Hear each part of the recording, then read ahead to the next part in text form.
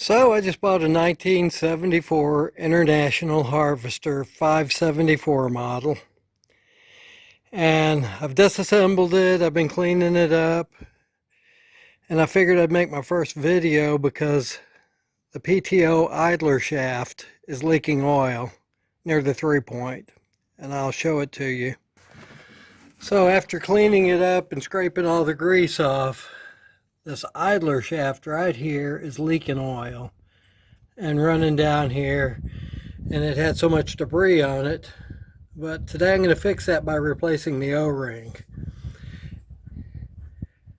And what you have to do is, you see this little notch cut out here? This cover plate actually holds that in. And you have to remove the cover plate and it'll release it to come out. And you can replace the O-ring. So I'll be back in just a minute after I get that cover plate off.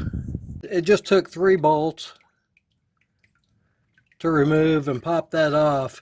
And as you can see now, this PTO idler shaft, the instructions say you put a cap screw in here and pull it to get it out.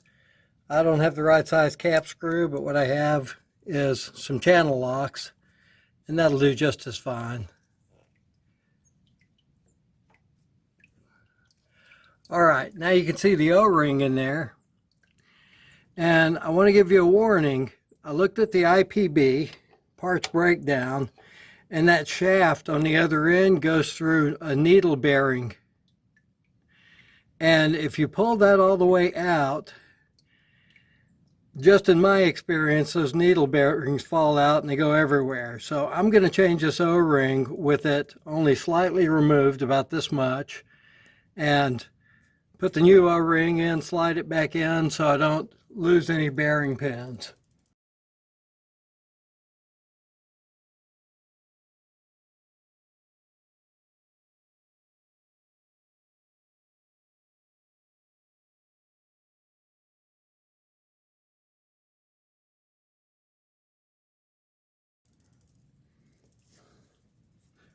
So what I'll do is take a pick and pick this O-ring out. This is the one that's leaking. I'm going to need both hands, and I'm trying to hold the camera. So I'll be back as soon as I get it out. Okay, I got the new O-ring in now. And I have it lubricated up with hydraulic fluid. And what I'm about to do is slide it back into place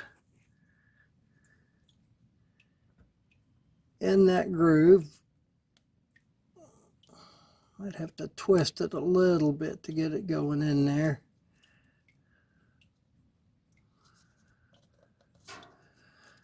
Sure is a lot tighter than the old one.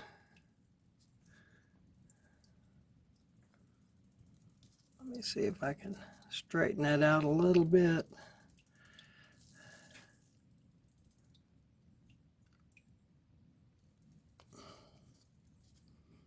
Tuck it in. I'm going to need 2 hands again. It took a little bit of pushing, and I put more hydraulic fluid on that O-ring, and it finally snapped into place. And the only thing I have to do now is rotate that tab around here so that cover can hold it into the block. I think I could do that without going to 2 hands.